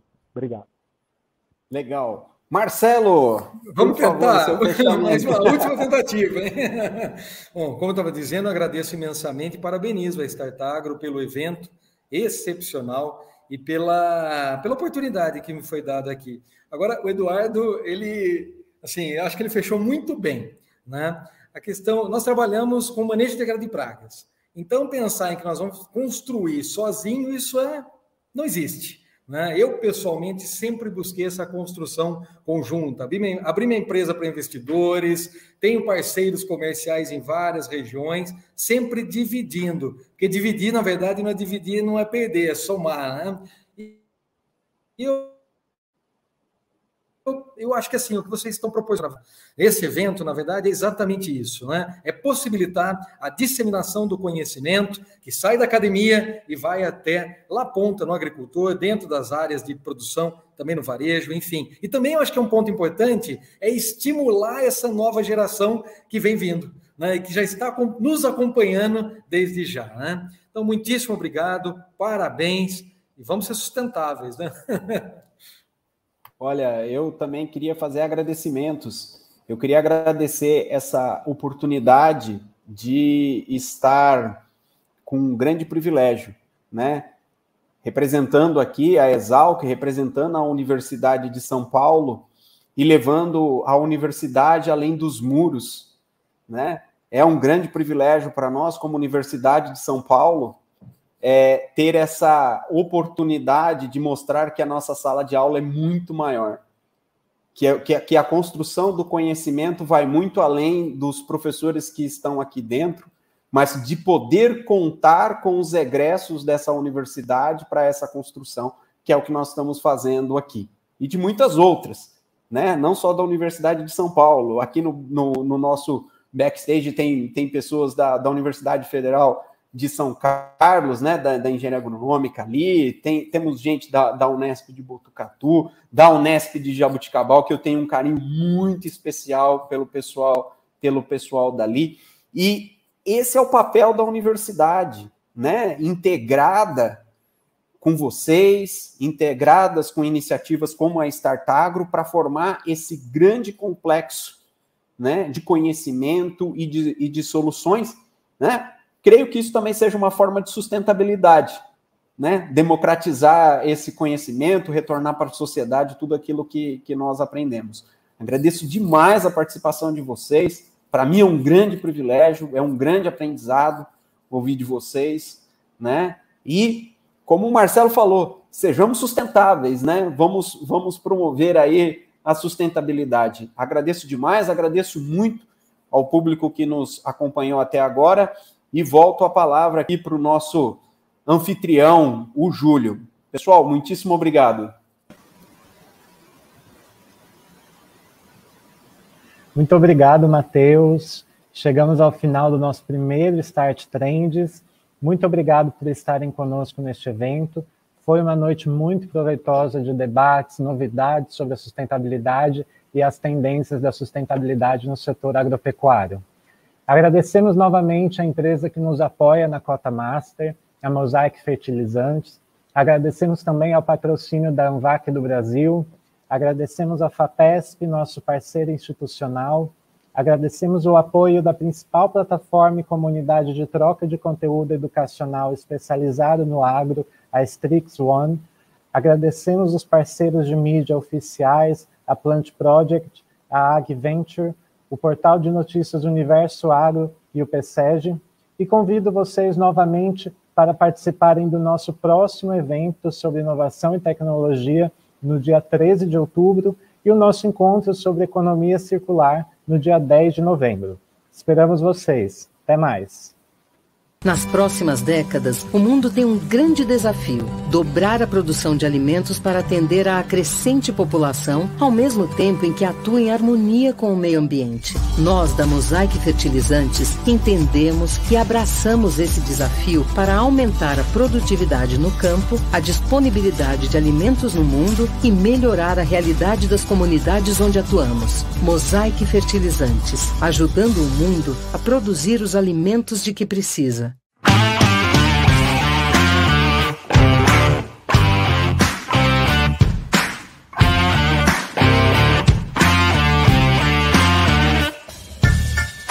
Através da nossa plataforma, impulsionamos o desenvolvimento de profissionais, compartilhamos experiências e fomentamos o ecossistema de inovação, aproximando pessoas e empresa. Seja muito bem-vindo à Strix One.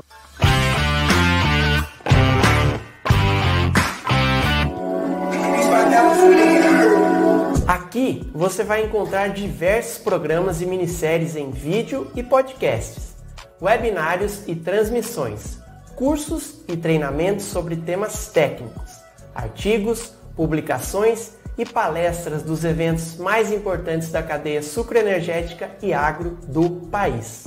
Junte-se à Strix One e tenha acesso 100% online a conteúdos novos semanalmente em diferentes formatos.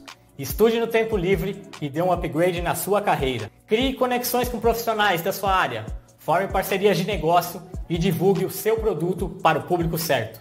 Aqui nós semeamos o conhecimento. Você sabia que quase 60% da população mundial já está online?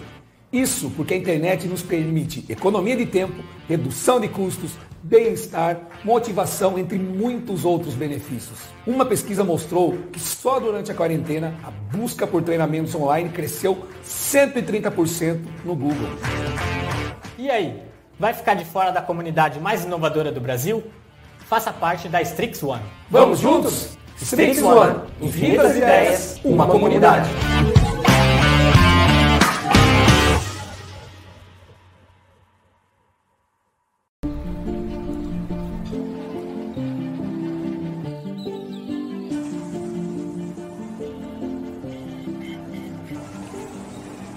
Estamos em constante transformação. A forma como nos relacionamos, nos comunicamos e interagimos uns com os outros mudam e evoluem constantemente. A ciência, as novas descobertas e a tecnologia nos impulsionam a seguir mudando e evoluindo. O que vestimos, o que comemos, o que consumimos, tudo é reflexo dessas transformações. Nossos recursos naturais não são inesgotáveis. Nossos hábitos demandam novas formas de produzir, de governar, de enxergar o planeta e as pessoas. O futuro exige empatia, respeito e consciência. O mundo não se transforma sozinho. Todos nós, em diferentes graus, somos agentes dessa transformação, seja através das nossas escolhas ou através das nossas ações.